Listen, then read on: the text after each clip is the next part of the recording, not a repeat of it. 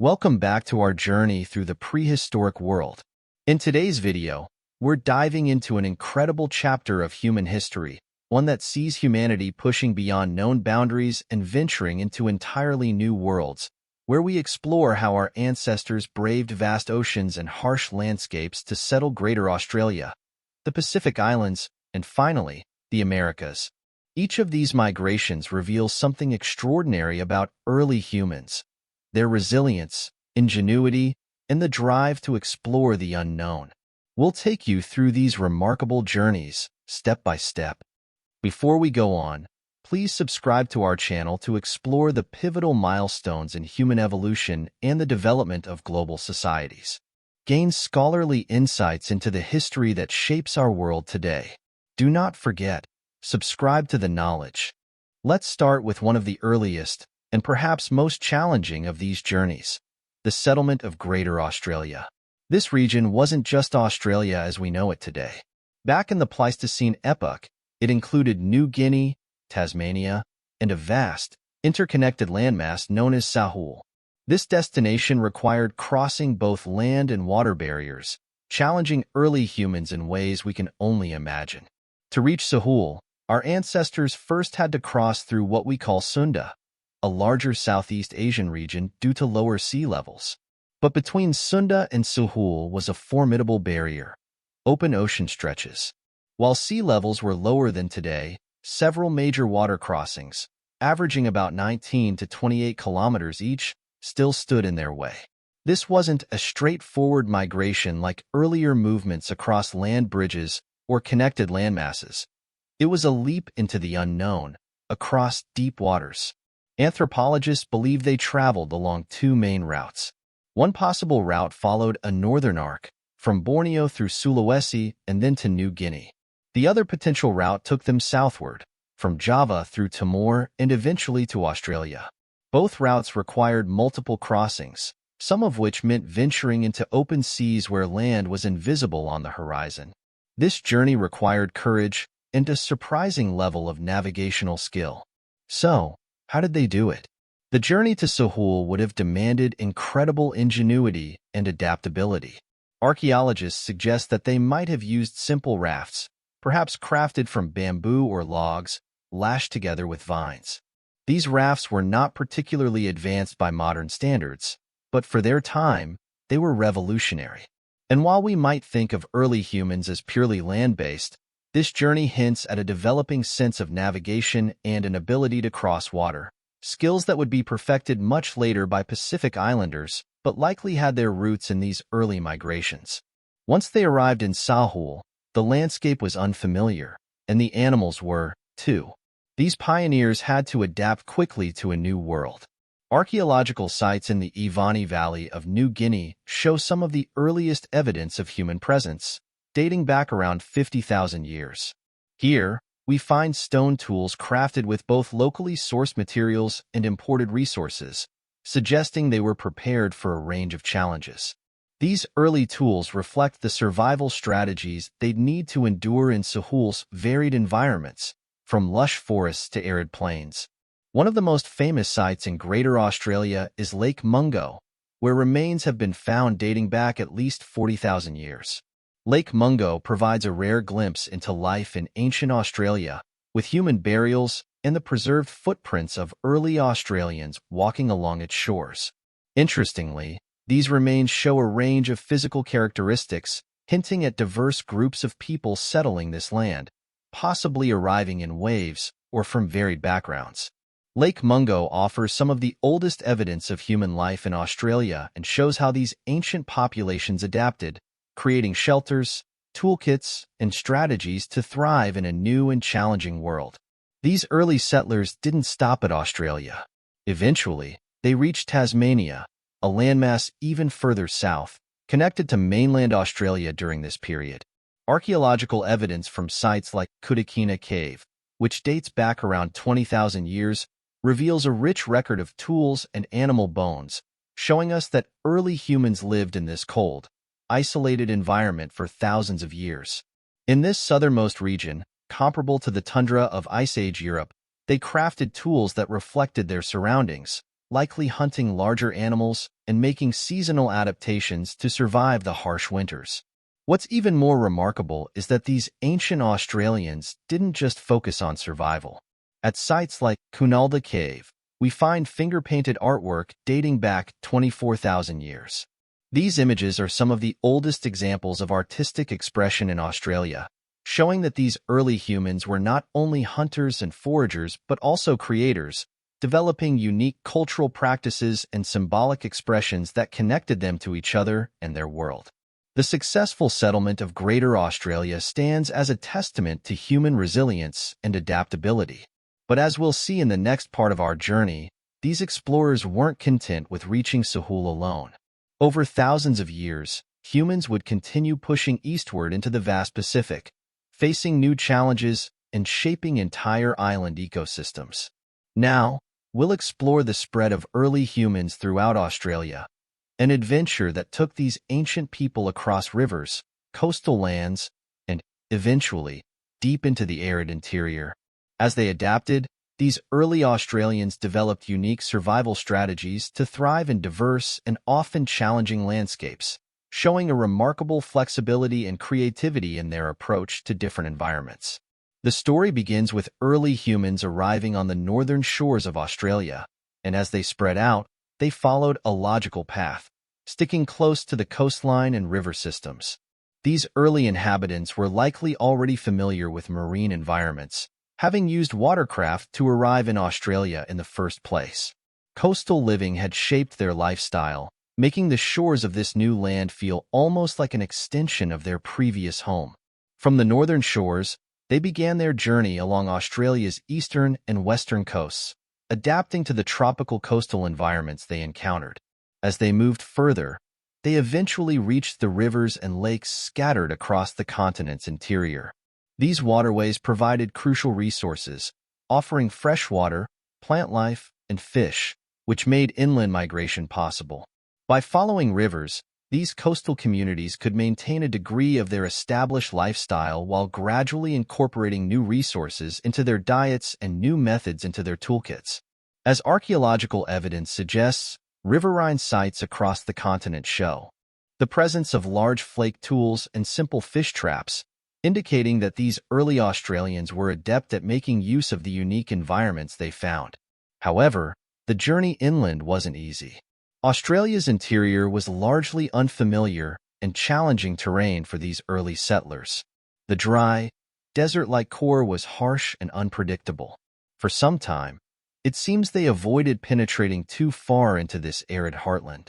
Only about 20,000 to 25,000 years ago did groups finally begin venturing into Central Australia, demonstrating an ability to survive in one of the world's most unforgiving environments. Sites like the Purit Jarrah Rock Shelter in Central Australia tell us more about how they adapted. This shelter, first occupied around 22,000 years ago, became a seasonal retreat where groups could find respite from the desert's extreme conditions. The stone tools discovered here show a blend of large flake tools and smaller, precise flakes, suggesting that they were well-equipped to handle varied tasks, from hunting to plant processing. Meanwhile, as groups explored further south, they reached Tasmania, the last stop on the journey through Greater Australia. At that time, Tasmania was still connected to mainland Australia, but the climate was entirely different. Tasmania's environment was closer to the tundra conditions of Ice Age Europe, presenting the early Australians with a completely new set of challenges. Sites like Kudikina Cave show an extraordinary array of stone tools and remains of animals like the large wallaby and wombat, suggesting that these early humans not only survived in the subantarctic tundra-like conditions, but thrived there. But the spread through Australia wasn't just about survival. Evidence of cultural life is found even in these challenging environments. For example, Cunalda Cave, located near Australia's south-central coast, holds some of the oldest evidence of artistic expression on the continent. There, nearly 24,000 years ago, early Australians created patterns by finger-painting designs in soft limestone. This wasn't just survival. It was culture, showing that these ancient people had a need to express themselves even in remote, resource-scarce regions. Across the vast landscapes of Australia, The early Australians demonstrated their ability to adapt to virtually any environment, from lush coasts to barren deserts and frigid, tundra-like landscapes. As they moved inland, they brought their knowledge of marine and riverine resources with them, adapting to each new habitat and expanding their toolkit as they went. The migration into the Pacific Islands is one of history's most remarkable feats of navigation and resilience. Long before the age of European exploration, Southeast Asian and New Guinean mariners had already pioneered an era of exploration into one of the world's most vast and uncharted territories, the Pacific Ocean. Imagine an ocean dotted with over 25,000 islands, yet their combined landmass is less than 1% of the Pacific's total area. Navigating this enormous expanse required not only courage, but also an extraordinary level of skill and knowledge. These early seafarers were masters of navigation, relying on their intimate knowledge of the stars, the currents, and wave patterns. With these tools, they undertook voyages of hundreds or even thousands of kilometers, often in small, handcrafted canoes. Each trip across the Pacific could take them into completely unknown waters, yet somehow, they managed to locate islands scattered far across the ocean. Finding new land might seem like luck, but their return journeys and subsequent successful colonizations reveal that these were intentional explorations, not merely accidents of survival. One of the earliest successful settlements was the Solomon Islands, located about 180 kilometers east of the Bismarck Archipelago. Archaeological evidence suggests that people reached the Solomons as early as 28,000 years ago, which proves that these ancient explorers possessed the skills necessary for deep-water navigation. This milestone demonstrated their capability to adapt maritime strategies developed along coasts for journeys over open ocean. Around 3,500 years ago, the Lapita cultural complex emerged, representing the next significant wave of eastward migration. The Lapita people are famous for their distinctive pottery, decorated with intricate designs stamped into the clay. Archaeologists trace the Lapita's eastward movement through the distribution of this pottery, which has been found across Melanesia and eventually throughout Polynesia. This pottery trail provides a cultural fingerprint, showing not only where they traveled, but also that they carried a shared heritage, including agricultural practices and tools. As the Lapita spread eastward, they reached Tonga around 2,800 years ago, and then Samoa. From these launch points, Polynesian navigators set out on even longer journeys, eventually reaching islands that lie thousands of kilometers from one another. This was the start of Polynesian civilization, a culture marked by its seafaring prowess, which enabled them to settle places as far-reaching as Hawaii, Easter Island, and New Zealand. This Great Triangle in the Pacific became home to thriving communities, each shaped by their unique environments but connected by a shared ancestral culture. These migrations were not done lightly. They were meticulously planned. Polynesians carried with them plants like taro, breadfruit, and coconut, as well as animals such as pigs, chickens, and dogs. These were essential for establishing sustainable settlements on isolated islands where resources could be scarce. This careful preparation shows that these voyages were intentional acts of colonization, designed to establish lasting communities across some of the most isolated landmasses on Earth. The Pacific's unique islands fostered diverse adaptations, resulting in societies that were similar yet distinct. In Hawaii, agricultural societies thrived on fertile volcanic soils, while in New Zealand, the large, flightless moa bird became a primary hunting target for the Maori. And on Easter Island, the Rapa Nui people famously carved enormous stone statues, called moai, which embody their island's distinct cultural legacy. Despite being separated by vast distances, these societies shared common roots in the Lapita and Polynesian cultures, highlighting the interconnectedness of the Pacific's earliest settlers. This phase of human expansion into the Pacific Islands showcases humanity's unyielding spirit of exploration. The ancient navigators of the Pacific transformed one of the most daunting frontiers into a network of connected cultures, setting the stage for the rich diversity of life and tradition we see across the Pacific Islands today. One of humanity's final frontiers was the Americas. Reaching these vast continents required overcoming not only extreme distances but also formidable natural barriers. During the Pleistocene, a massive body of land connected Siberia to Alaska, a region called Beringia, which emerged when sea levels dropped due to glacial expansions. By about 20,000 years ago, humans had reached eastern Siberia, ready to enter this new territory. Once in Alaska, however, the early migrants faced a significant challenge. Massive glaciers, known as the Laurentide and Cordilleran ice sheets, formed an impenetrable barrier across much of North America.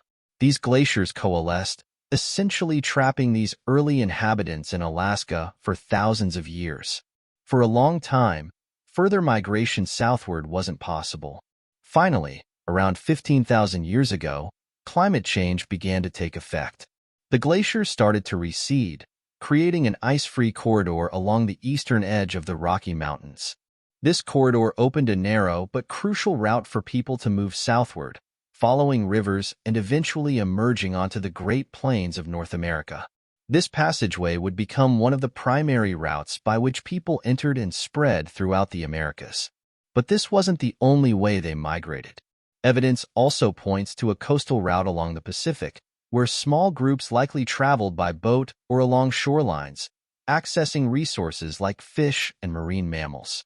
These coastal explorers may have reached as far south as modern-day Chile. Archaeological sites like Monte Verde in Chile provide clues that humans were present there as early as 15,000 to 18,000 years ago, suggesting a remarkably rapid spread along the continent's western edge. As these early Americans spread out, they developed unique toolkits suited to their environments. One of the most iconic of these tools is the Clovis point, a type of fluted spearhead found throughout North America. Clovis technology, which dates back to about 13,000 years ago, is characterized by its distinct channeling or flute along the point's center. This innovation likely allowed for easier attachment to wooden shafts, making Clovis points especially effective for hunting large animals like mammoths and bison. The rapid spread of Clovis points across the continent suggests a high degree of adaptability and shared technology among early North American groups. These spear points are found at hundreds of sites across the United States, Canada, and even parts of Mexico, highlighting how far and quickly these people moved across the landscape. In South America, sites like Monte Verde show a different side of life for these early settlers. Here, archaeologists uncovered remains of shelters, tools, and even preserved food, hinting at a well-organized society capable of thriving in a diverse array of environments. The evidence of plant use, animal hunting, and structured shelters suggests that the first Americans were not only explorers but also skilled at adapting their lifestyles to new and varied ecosystems. And so, with the settlement of the Americas, humanity had truly spread to all corners of the earth. From Greater Australia and the Pacific Islands to the vast American continents, early humans displayed an insatiable curiosity and resilience. The words we said today paint a vivid picture of this incredible expansion, highlighting our ancestors' adaptability, their drive to explore, and their enduring legacy across the world's landscapes. The story of migration isn't merely a tale of movement. It's the story of human ingenuity and survival that resonates through time. We'd love to hear your thoughts on possible future topics. What areas of human evolution would you like to explore next?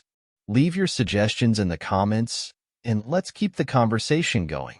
As always, our references and further reading are listed in the description below if you'd like to dive deeper into the subject. Thanks for watching, and we'll see you in the next episode. And do not forget, subscribe to the knowledge.